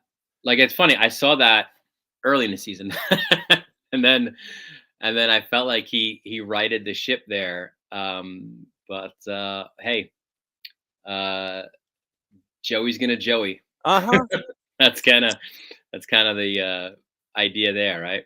Yeah, and And if you're Wilfred Nancy, you're like, yeah, well, yeah, pa! It's like maybe I knew what I was talking au about. revoir. Allegedly, possibly, probably. I kind of knew what I was thinking here. But when you bring on Hernan Losada, he has a certain way of playing. Those weren't his players. He had to make some adjustments with those dudes. Yeah. And it's like, I need time to build this. And then Joey, being Joey, was like, well, you didn't make the playoffs. Rawr, you're gone. I mean, it's the lack of patience. Once again, I feel like I'm dealing with George Steinbrenner here at points when I'm looking at Joey Saputo. Yeah, that's a great comparison. And being a Yankees fan, I can tell you that the Yankees only became the Yankees of like recent lore, right? The Jeter, Posada, like Mo Rivera, like those teams. Number 2, yes. Because he was banned from baseball and he wasn't in charge, and Stick Michael was in charge. And they went through the youth instead of just, getting Jay Buhner, and like getting Ricky Henderson and just getting the highest price guy out there, which sadly they've kind of turned around and become again. But I digress. Yes, and so it is crazy.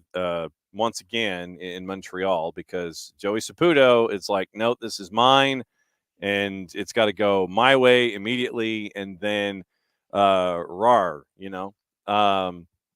and I also know before we go, Bart's coming in after you, as he always does here on Wednesdays, and we're going to have reffing down here and talk about VAR and things like that. Vanni Sartini had a nutty of biblical proportions at the end of his series, and we're still seemingly having, I don't know what you want to call them, issues, concerns, what have you, with management of matches and reassignment of play, reassignment of center refs and things like that. When you've been able to watch matches that you've seen here in the opening round, I guess, what's your overall assessment of what we've seen, and having center refs who have not been in these situations before assigned to these situations? You have inexperienced center refs being put in games one, like Philadelphia, New England. You had Pierre-Luc Lausier, who I think that was his first playoff game in the middle. Yes, I know you have to put them in so they get experience, but for a Philadelphia, New England series, I would think that you would want someone who has experience that knows how to deal with these kinds of things. But then what series would he have been in? Don't know. I mean, was it just because I don't know I don't know the grading process. I don't know why he was put in. I don't know if he graded higher than other folks. Hey, yo, Ismail Elfath, bruh, we need you in Philadelphia, New England. I would think that you would want somebody like that in a series like that. I tell you what, I want Ismail Elfath in Philly and Cincinnati. I want him in that game, because of A, its importance, and B, how he can manage a game like this that is going to that's going to go sideways, or at least both teams are going to attempt to make it go sideways. By the way, can we and apologies to Rich there, but can we perhaps will into existence the Hell is Real Eastern Conference Final? Oh. How amazing would that be? Oh, wow. Well, Right. Considering that heck is in fact plausible in MLS Next Pro, if we had Hell is Real for the Eastern Conference Final, man. Columbus is a dangerous team. I mean, I don't care what anybody says. I don't know. Maybe it's because they're from Columbus, or they're in Columbus, or they're not in the major media market, but they, I think, are going to give Orlando what we say in the South, what fur in the semi. I hope so. And Orlando is going to make that a dogfight, right? Like they're just looking to make it like Church Street at 3 a.m.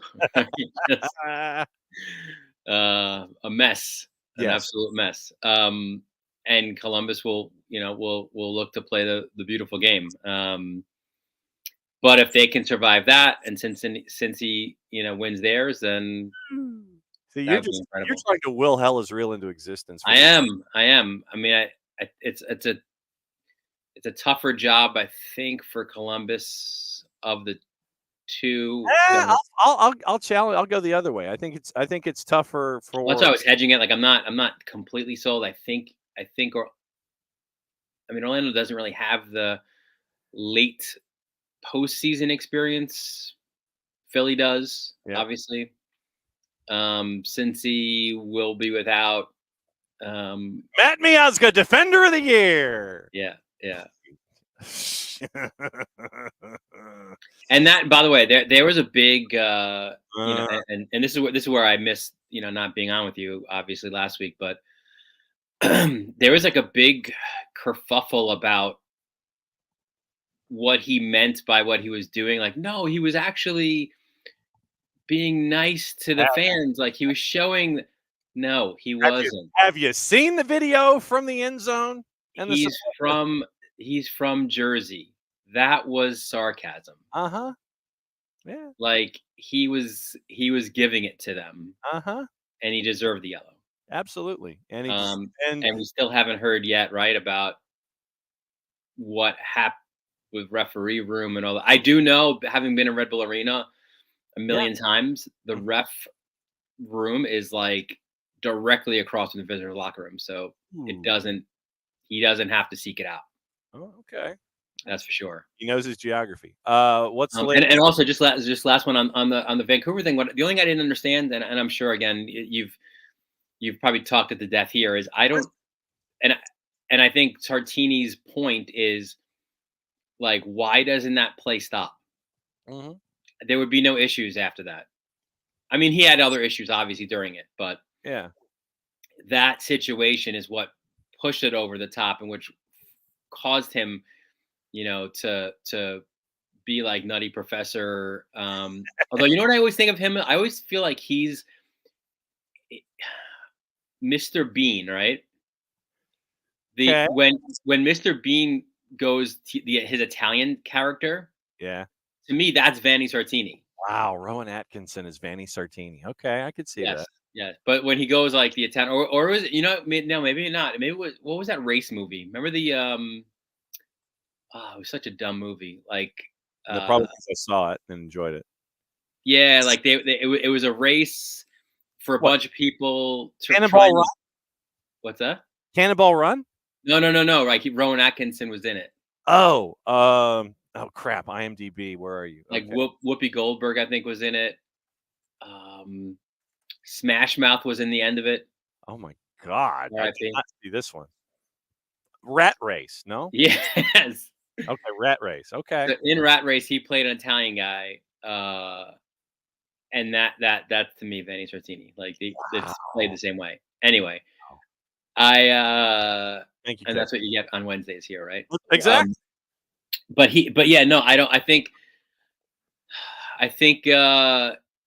if that just gets blown dead right there, like, listen, mea culpa, sorry, Mhm. Vancouver ball right here. Yeah. We wouldn't have had what we had. Now, it's interesting, right? Because as much as we've said this a million times on this show, we want more transparency from pro, right? Mhm. Man, were they quick to put out their statement about Sartini? Mhm. Like they have no problem with hitting social media really quick when they're, I guess, under attack, but Oh yeah. not when one of their constituents messes up. Mhm. That's where we are. It is What's the where we latest with MLS soccer? So MLSsoccer.com, you taking a week off? What's up with OSDB and Varsity Media? Varsity Media, I've got 4 championship football games this weekend. 4. Nice.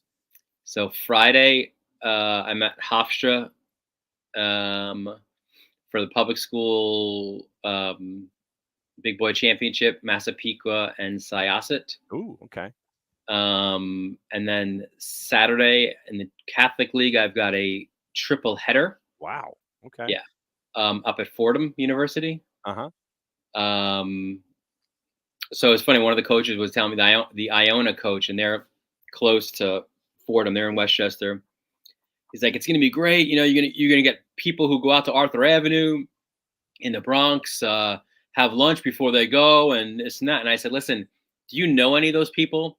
Because I'd like to get an order in, because I'm going to be in the press box in the booth, like talking from like 11 in the morning, although I'll be there like at 11 in the morning until probably 9 o'clock at night. So Just DoorDash it. That's all you got to do.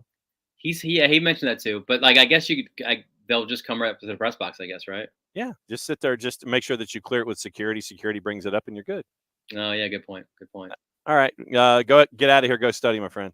All right. Dylan Butler. He's a dad. He's got a quadruple header, and this is where we do the hot tag. And it's okay. You could have had your sip, Bart. It's all good. Get your coffee in. Is it Chur on the mug today? Yes, it is. There you go. And here I thought that it might have been Arsenal on the mug this morning. Sure. We talked about Arsenal and VAR, and we talked about other things, and we can do that in reffing down here a little further down. But there was a piece of news yesterday that was remotely important when it comes to the women's national team. And it appears that now Emma Hayes is going to be making 3 times what Serena Wiegmann is making, and they've opened up the checkbook. Emma Hayes coming over. Finally, probably, possibly, no more. It is done deal. Yeah, the reported $1.6 million. That's fantastic from U.S. Soccer to see that investment in their women's national team coach. Let's not forget that the women's national team is the most successful thing that this federation has produced, even without the investment that the federation has put into it throughout the years, throughout the recent years. So it is great to see that they recognize that the Vlatko era was not up to snuff. And it's great to see that they recognize the need to go get a world-class coach for world-class players, because as I have said all along, John, this is not a talent issue. We have talent. And Emma Hayes knows how to manage talent, how to maximize talent, and also how to develop talent. And those are the three things that I'm looking forward to seeing her bring into this position. The other thing that I think justifies the salary a little bit is I would imagine she will be working a lot more with Matt Crocker to revamp the talent identification and development system in the women's side. She has been an opponent of the college game, even though she coached there for a little bit. But I think she understands how NWSL can drive good youth development in this country. And, they just need to do a better job of finding those opportunities.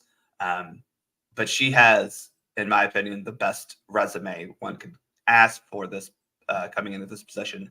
Outside of the only critique I have is she doesn't have international management experience, but I feel confident that her just general philosophy of management will be good enough.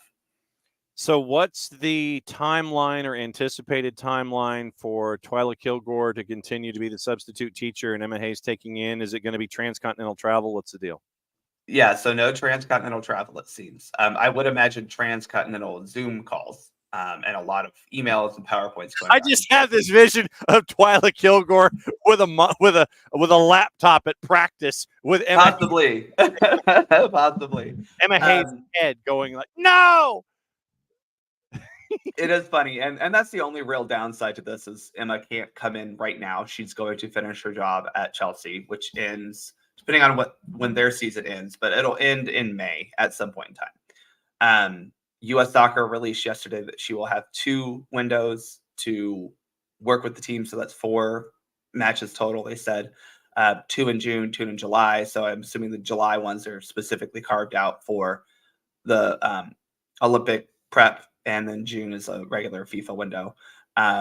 So she won't be managing the team in December. She won't be managing the team at the CONCACAF W Gold Cup in February and March. And I believe there's still the April window for the women's national teams as well. So a little bit of a disappointment there for sure, because not to rag on Twyla, but it's been frustrating to watch her trot out the same stuff that Vlatko trotted out. Now, that could change drastically with Emma Hayes providing direction, tactics, and insight to Twyla and the team and kind of dictating how they're going to play, because that is the biggest change that we need to see immediately, is a style of play, a more Vlatko's system was somehow complicated yet also confusing at the same time, right? It wasn't intricate movement. It was a whole lot of safe passing. And I don't think we'll see that from an Emma Hayes system. So I'm hopeful that we can see those tactics implemented as soon as possible.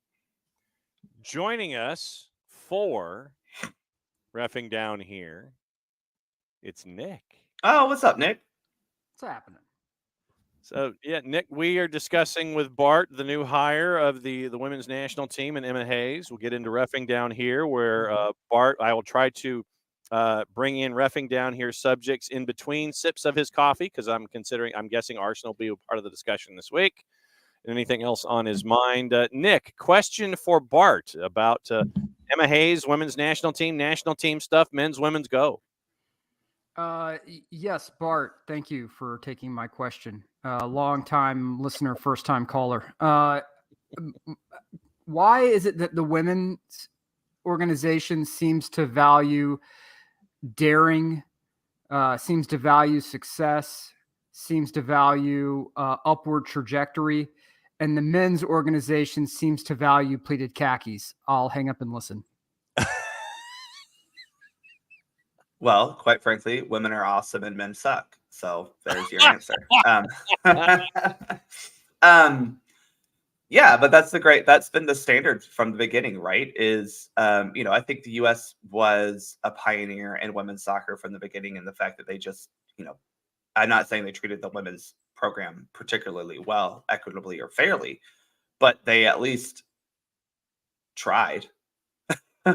And I think outside of the federation, the youth soccer took off really quickly with the women's game, and that has yielded great results on the women's side. Whereas the men's team, the program itself doesn't seem to be able to get out of its own way, and then on top of that, youth soccer on the men's side is hampered by the fact that there are a ton of other sports that young boys could choose to play. Some of them a lot less cheaper than travel soccer, but those are those are balls of yarn that I don't think we can truly untwine today. But yeah, look, the Matt Crocker again saw what happened during the Vlatko regime and said that's not good enough. Clearly, it wasn't, and decided that they're going to go out and get someone who is one of the top 3 coaches in the world. It's crazy what happens whenever you value success and winning and say, you know what, we're going to spend like that matters, as opposed to, hey, my brother's a pretty decent manager. Maybe you can give him a shot, Yeah, I don't know. Well, and isn't it crazy the list of accolades that Emma has compared to when Greg was hired, right? And yeah, I'm not even trying to knock Greg Berhalter down because I think at that time he was probably the most successful, best, if you will, U.S. men's veteran who was a coach at that time, right?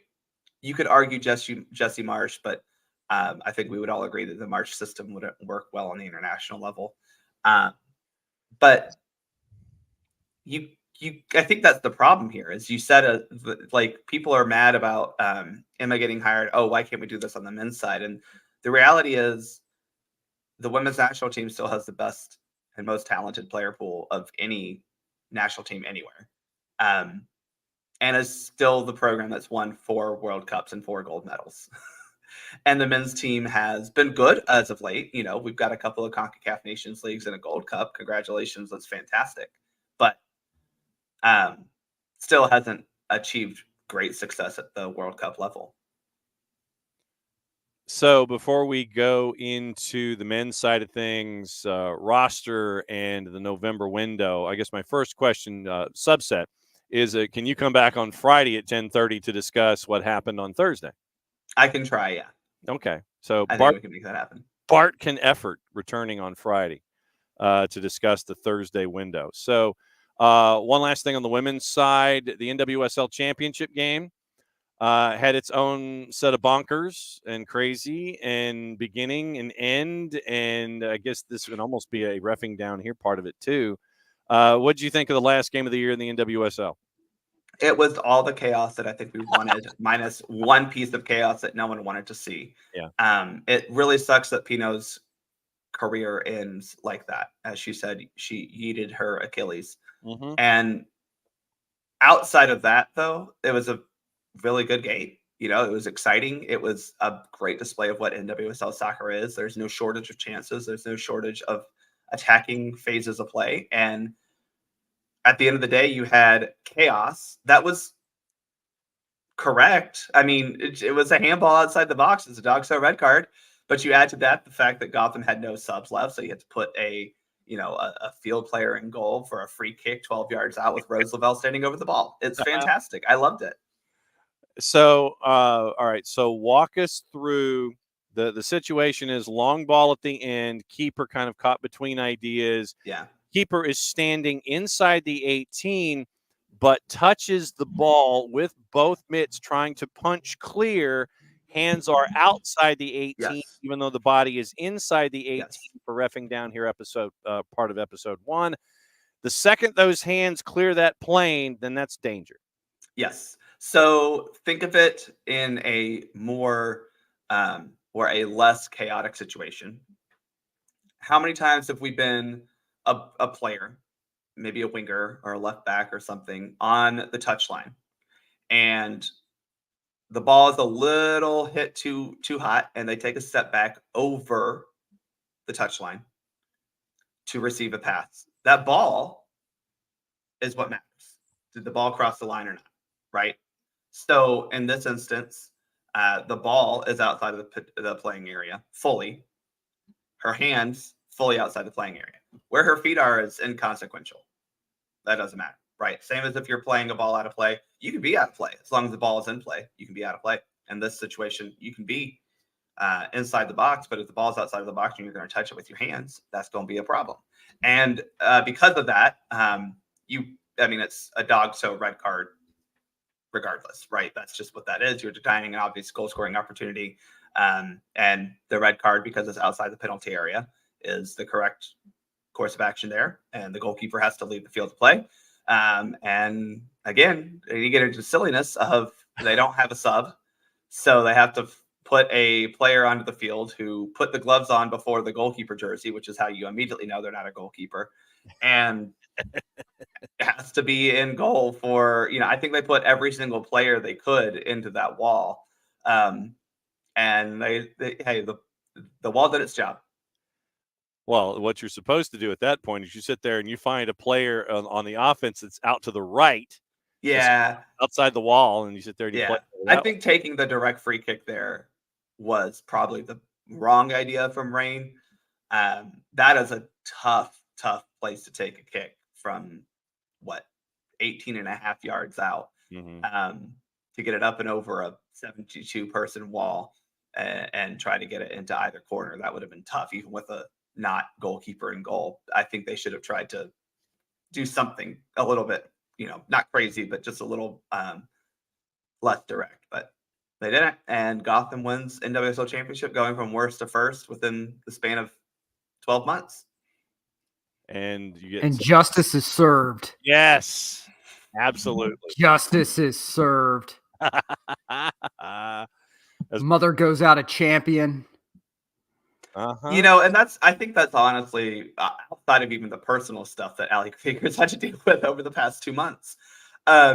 It's great to see Allie go out a champion, because she has been such a great, important player, not only in WSL, but also the U.S. women's national team history. A player who is fairly selfless, right? And willing to do what's best for the team. But someone who's also been seen as a leader, maybe a quiet leader, but still a leader. And glad that she can go out as a winner. And she really does deserve it. So, and you look at that roster: Krieger, Lynn Williams, and two other folks that are, I think, just as important in this: Mana Shim and Sinead Farrelly. Yeah. Again, when you talk about what NWSL has dealt with over the past 2-3 years with sexual harassment and gender discrimination, not lawsuits necessarily, but just a whole lot of cases and issues. The fact that those two women who kind of were the initial whistleblowers are now champions of the league is quite a storybook ending. And you do it the same night that two legends of the game are retiring. You do it in front of the largest crowd in championship history. You do it in front of a TV audience that's pretty darn high. It was a good showcase for the league. And the fact that it was on Saturday at primetime is even cooler. Second highest viewing audience in NWSL over-the-air history. The 22 championship game had a slightly higher audience, both clearing over 800,000 in their viewership. We've got the men's team. The last time I heard, they're going to be performing and doing some things with a couple of different legs, going up against Trinidad and Tobago, trying to win their third straight Nations League. You get losers of the quarterfinals go into one-game playoffs to determine the final two teams in the 6 CONCACAF contingent at the Copa America. when you look at this roster, Horvath, Slanina, Turner, CCV Dest, Christopher Lund, Reem, Richards, Jedi, Miles, Joe Scally, Paxton Aronson, Johnny, who I think was injured and pulled. Yeah, Johnny is no longer there. Yeah. Luca De La Torre, Leonard Maloney, Weston McKinney, Eunice Musa, Gio Reyna, Tillman, Brendan Aronson, Falarin Balogun, Paredes, Pepes, and Dejas. Gio Reyna turns 21 on November 13. When you look at this roster heading into this group, heading into this international window, what do you see? Well, obviously you don't see Christian Pulisic. Obviously you don't see Tim Weah. But I don't think those two names are that important for this particular window. The rest of the squad is good enough to beat Trinidad, especially over a two-legged series, right? So that just puts a lot more pressure on the game in Austin. But by pressure, I mean, instead of winning 2-0 or 3-0, you need to win 5 or 6-0 to really give yourself that cushion and to relieve U.S. men's national team fans from any anxiety we would have going down to Trinidad for a must-win game on Monday. Just don't do it in Cuba. That's all we ask. It's not in Cuba. Okay. So, at least not right now. Who knows? That could change, as I did back in whatever year that was. Mm-hmm. For that thing that definitely didn't happen, and I don't have any recollection of. Yes, we all kind of blacked out. Just shoot from distance when you're going against Tim Howard. Nick, men's team, 2 legs against Trinidad and Tobago, and we'll see what happens on Thursday with leg number 1. Yeah, look, it's player health is the big takeaway here. I agree with Bart. I don't think there should be too much issue for the U.S. against the TNT, but this is the time of year, especially for those Euro boys who are going into some tough sledding. The guys who are based in Italy are going to be playing on very tough pitches in very bad weather. Same with the German and Austrian kids, and any sort of nicks and injuries that you pick up now are going to be detrimental to you in the second half of the season. So to me, this is the window that concerns me the most if I'm a more club over country guy, just because this is when the dumb things typically happen. Yeah. And so, can the U.S. get in and out of this window with minimal injury pickups? For Miles Robinson, you're coming off of a very long season. You're trying to work your way to Europe. The key here is stay healthy. So, don't do anything stupid. But I hate this window more than any of the others, even like that, was it the October window? I want to say that one doesn't bother me too much, but this one does. This window really, really bothers me because you're going into that winter transfer window when your team has the best opportunity to make money. If you're a player, this is when you can get that next big contract, by going to a new team. There's a lot on the line and very little to gain. And so if you're Miami right now, you're probably absolutely going DEFCON 1 because you're trying to plan a worldwide tour and your star is training with Argentina. So I hate this. And to your point, Nick, Trinidad is a bunch of guys from lower leagues, right? So for them, they're also probably thinking of a move up, or they're the exact opposite, and they don't care. They're just trying to make a Nations League final, So I'm with you. The health is the most important. So having a good performance on Thursday, making sure that we're all healthy, we get several goals, so that Monday matches we can make some business decisions. You know what I'm saying? That's right. All right, last 10 minutes of the show. We'll start reffing down here, and obviously if there's any carryover upon your return, sir. Oh boy, yeah. We will continue to discuss. But in addition to reffing down here with the NWSL final, before we get into actual decisions, I want to get into a picture that I want to say it was Chris Hutchinson. He posted. And he wanted to know if you had seen a photo like the one that I see. Murphy Chandler. Yeah, I have. In any public situation. Chris, I've seen some of those. UFA is the one that has them a lot. And I think, again, an important reminder to parents to remember that this is one game or one event in several many that you're going to partake in this year. And at the end of the day, a scholarship is not going to be awarded, especially with all the video cameras that we have going on at soccer games, on whether or not a referee, a 14-year-old AR, gets a ball in and out of play correct. You know, I had a very young ref. I was proud of him for being focused on the game. Whether or not he was fully attentive and looking like he was fully attentive is another thing, but he was. I will give him credit. But if you've ever tried to watch a 12 or 13-year-old, you know that their body language is,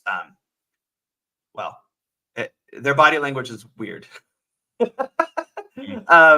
And you just hope that they're paying attention to whatever you want them to pay attention to.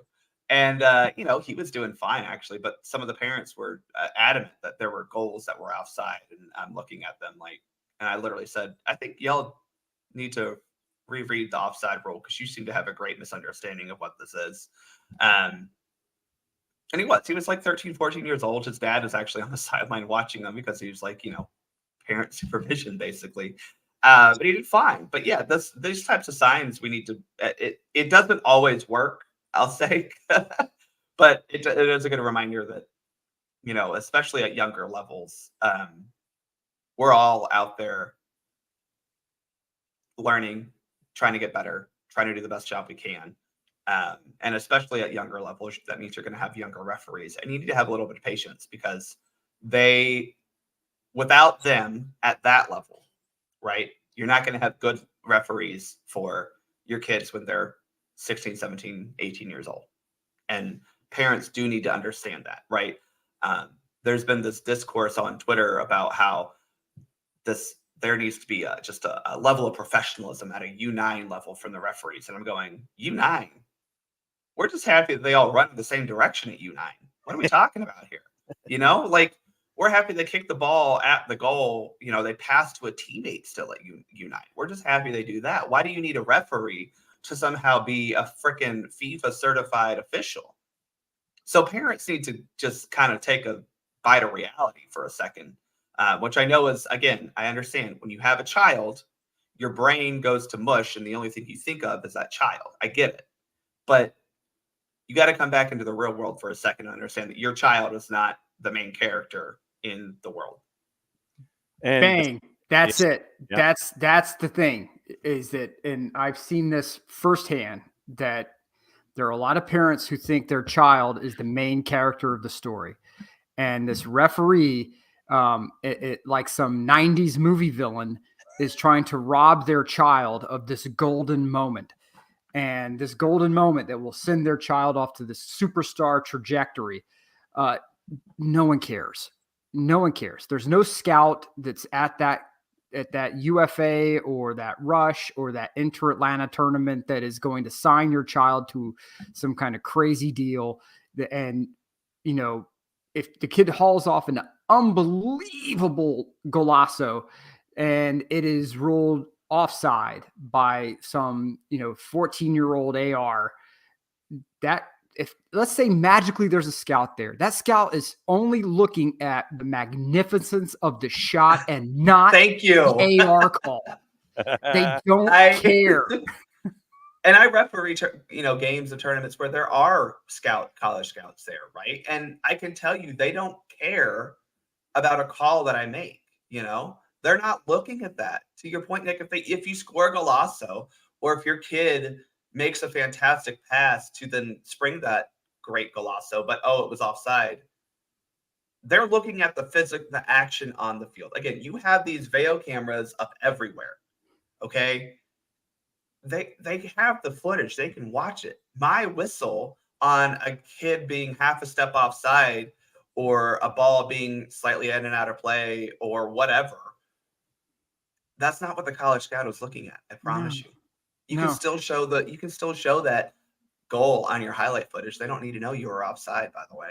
Right. I know a college coach, and I'm telling you, she doesn't pay 1 ounce of attention to the videos that your spending look, I'm shooting my own self in the foot here because I can make a ton of money making these videos.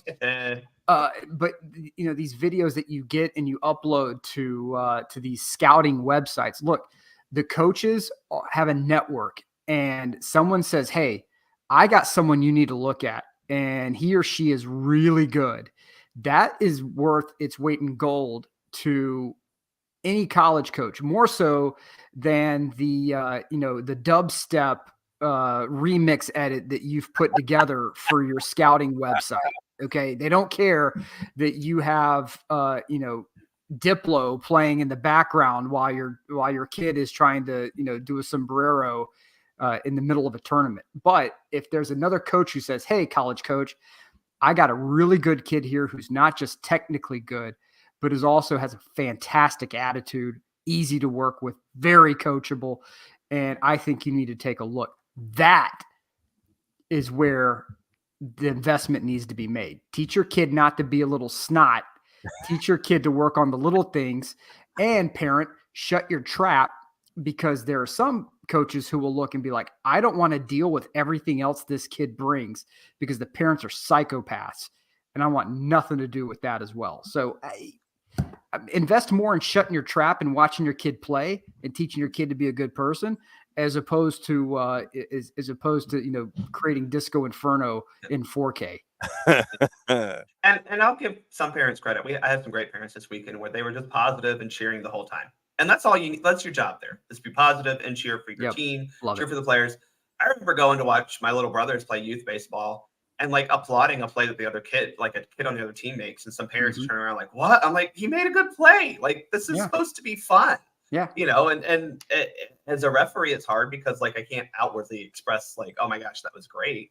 But I've been on the sideline many a times as an AR, and like a kid will make a great play, be it a great pass or a good shot or whatever. Goalkeeper makes a great save, and I can't help myself. I'll utter like, wow, that's good. And parents will look at me like, what? I'm like, yo, we're here to have fun and enjoy this game. You can acknowledge when a kid does a good job. It's okay. Mm-hmm. Nothing positive. Nothing wrong with that. You're definitely going to have to come back with reffing down. Yeah. What's your number one reffing down here incident from the week? Well, honestly, it was the NWSL final because there was a lot of confusion of, well, she was standing inside the penalty area, and it doesn't matter. It truly doesn't. I'll say this about the Atlanta United game: there didn't seem to be any legitimate like referee blunders in that game that I could think of. Granted, anyone who blames a referee or points to a referee decision in that game needs to get their head checked, because Atlanta United got played off the pitch, and that's another thing that I think people are too quick to like point at the referee, and it's like, well, you lost 4-2. How did the referee, manage that for you? No, that was the NWSL final was a big one because it was such a contentious moment, such a slightly confusing moment, and such a big moment in the match. Okay. The new Soccer for US POD is out. Because I was stuck in traffic coming back from Chattanooga, because apparently a truck, an 18-wheeler, jackknifed or got into an accident 75 South. Took me 3.5 hours to get back from Chattanooga today. Lord, I'm sorry.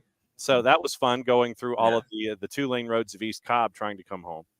Lord. New Soccer for US POD is up. Are you and US Keeper and everybody going to be creating a new one because of Emma Hayes now, or are you gonna? No, we already did we kind of did our Emma Hayes one last week, right when the news broke that she was probably going to be hired. So I'll probably just repost that tomorrow, Friday and talk about that. But we'll have some stuff next week after the Nations League has concluded, and we'll probably talk a little bit about Emma Hayes there, because hopefully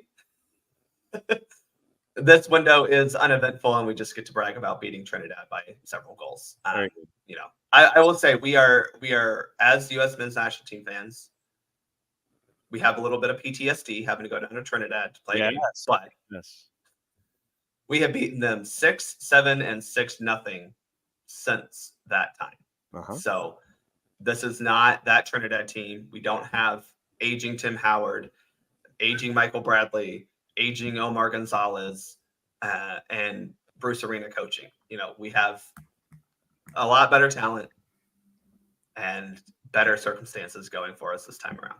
All right. So in pencil, 10:30 on 10:30 on Friday. 10:30. Yeah, I have a wedding Thursday night, so this is the tricky thing. I have to go to a wedding Thursday. I did not schedule the wedding. There's a wedding on Thursday night, so that is the tricky part of this. They were smart enough not to do it on a Saturday in fall. Yeah, well, they're not really big football fans, so I don't think they cared about that. But yeah, I didn't plan it, but it's all the way out in Snellville too. So I got. Oh God, no! That violates Nick's law of over 30 minutes of travel for a wedding. Wedding, the wedding proximities issues. Yeah, I didn't plan this wedding, but I'll be there, so I'll be watching the game that night after I get home. It'll be like the scene with Joey in the Giants game on the Friends episode where he's tucked in the corner and he's kind of watching. Yeah. Well, luckily I'm driving there and back, so it's not like I'm going to be, partaking in massive festivities. But I'll be out there a little late. But. Proper hydration, carbs. So in pencil, 10:30, 10:35 ish for the last half hour of the week. And there's a vicious rumor that Maddie Cruz might be crashing the party as well to turn it into a full party line for the final half hour. Fantastic. So enjoy your wedding and enjoy the wedding, not your wedding, but enjoy the wedding. Not my wedding. And we will catch up with you. There would be news about that. On some sort of social media. Yeah, there would be. So Bart, we will catch up with you hopefully after your wedding recovery on Friday at 10:30. Start.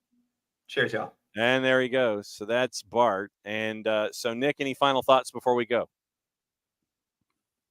Drink coffee, drink water. And don't be a jerk on the sidelines at your kid's soccer game because no one cares. Yes, exactly. No one cares. Yep.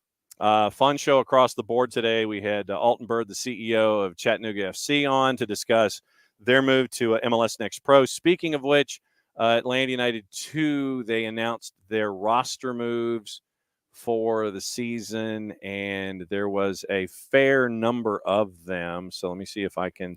Well, hold on, John. Before you do that, I missed the fantastic interview with the Chattanooga FC leadership there. If I wanted to go back and listen to it, how could I do so? Well, it'll be two different ways. We will pull the Alton Bird interview and we will post it to the network. So however you consume your information here at SDH, that would be the way to do it. But we will also have a special where we caught up with the head of MLS Next Pro. We caught up with the mayor of Chattanooga. We caught up with head coach Rod Underwood. And we caught up with AB. So it'll be a separate Chattanooga FC program. You can listen to the Alton Bird one-on-one, or you can listen to our separate Chattanooga FC program across the platforms here on the SDH network. We mentioned Atlanta United 2 moves heading into the 2024 season. In addition to Alan Carlton and Johnny Vial under contract for 24, club exercised options for Matias Gajardo and Kareem Tamimi. Luke Brennan, Nick Firmino, Aiden Torres each had MLS Next Pro contracts for 23. Each player joins the first team starting New Year's Day. Declined contract options on Fuad Adani, David Mejia, Sebastian Guerra, Emanike, Nelson Orji, Tony Tiente, Kofi Tumasi, Tyler Young are out of contract. Club remains in active discussions with Tumasi. Additionally, the MLS loan for Chris Gloucester expired at the end of the 23 season. 3 other players had season-long loans from the first team. Efren Morales, Justin Garces, Eric Centeno. Morales and Garces have 24 first-team options. Centeno is under first-team club control through the 26 season. So that is your rundown of everything with Atlanta United 2. So we'll be back at it again tomorrow at 9:05. Maddie comes in at 9:15. Madison comes in at 9:15 to talk Soccer's in Session. We go through all of the college stuff going on. 10 o'clock, Kaylor Hodges, the USL show. 10:30, Nico Moreno for Thursdays with Nico. We catch up with Christina Uncle Thursday afternoon. We'll play that in the Friday show of a varying length to be determined. So, Nick, since you are still here, go ahead, sir. Send us home. Until next time, everybody, we appreciate you all tuning in. Thank you so much. We really, really do appreciate it. And mucha euro, y'all. What he said. End of the show means I get to do this. Back at it again, 9:05 tomorrow morning.